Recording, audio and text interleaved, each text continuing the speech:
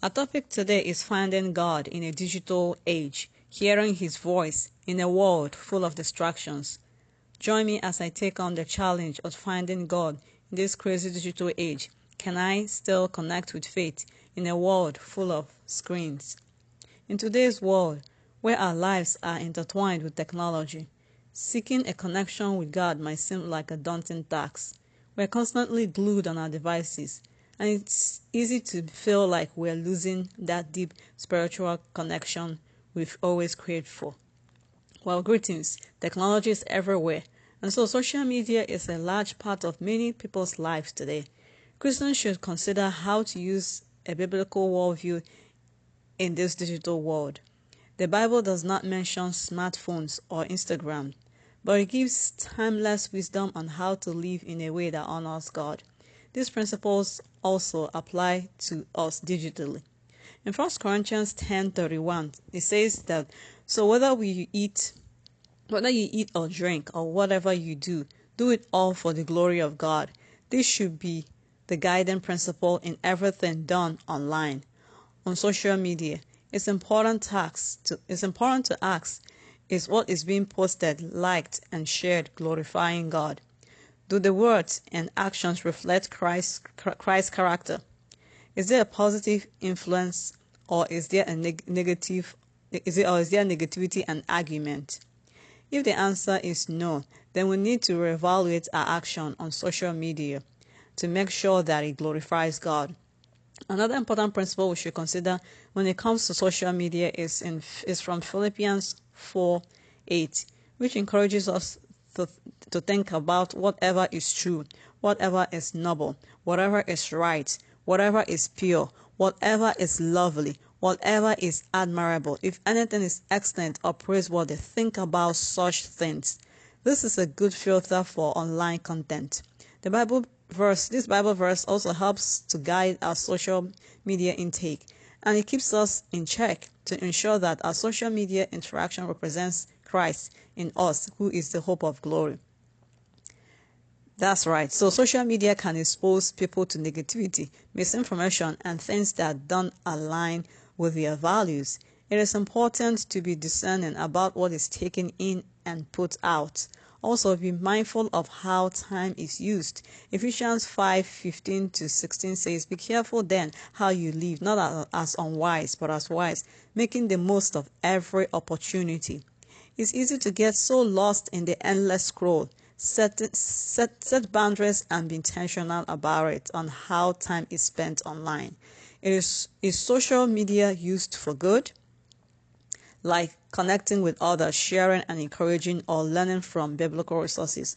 Or does it consume time and pull people away from more important things like spending time with God or nurturing in-person relationships? Also remember the power of words, even online. James says to be slow to speak. So social media often rewards quick responses and arguments. Christians should strive to speak with grace, truth, love, even when disagreeing. So be mindful of the impact of words and actions mindful of what words and actions can have on others. Social media is a powerful tool, and people have the opportunity to build others up and spread Christ's light in what can be a very dark place. Ultimately, social media represents what should be our faith. Christians are Christ's ambassadors. 2 Corinthians 5:20 says that we should live our lives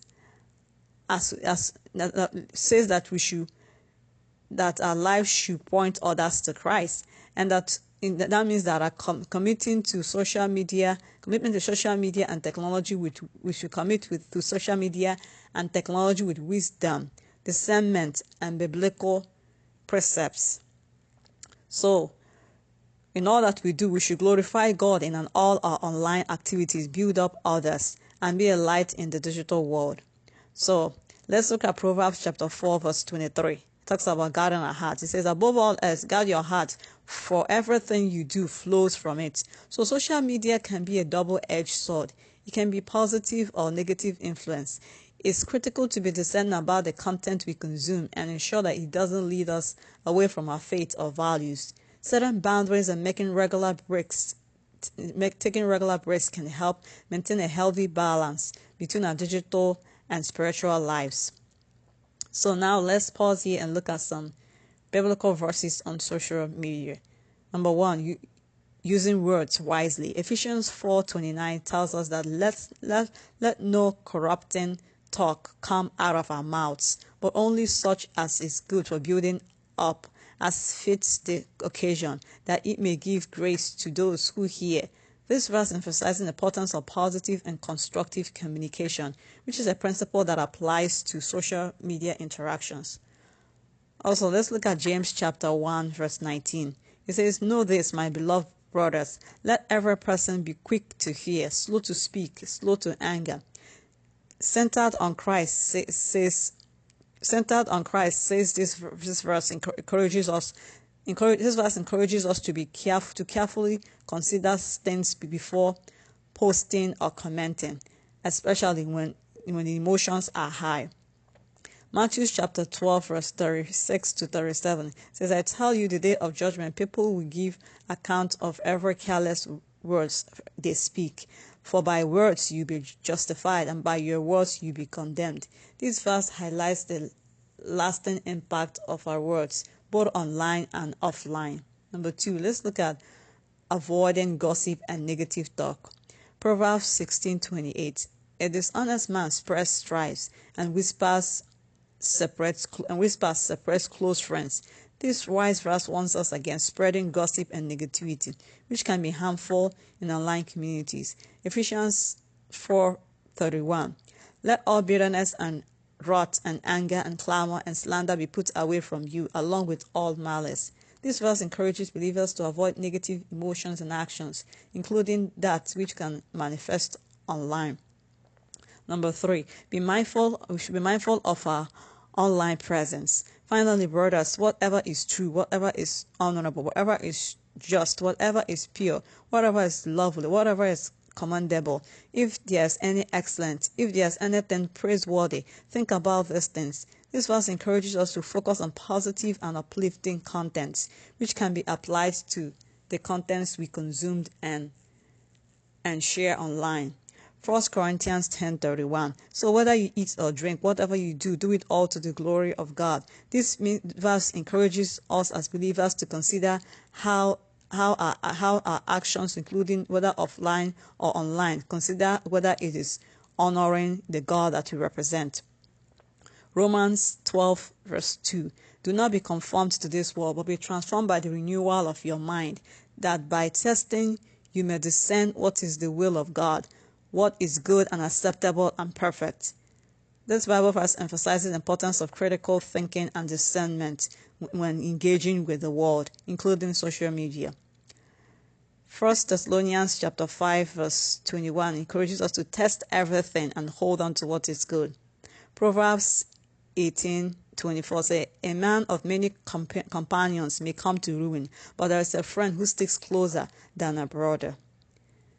1 Corinthians 15:33 says, "Do not be deceived. Bad company corrupts good morals."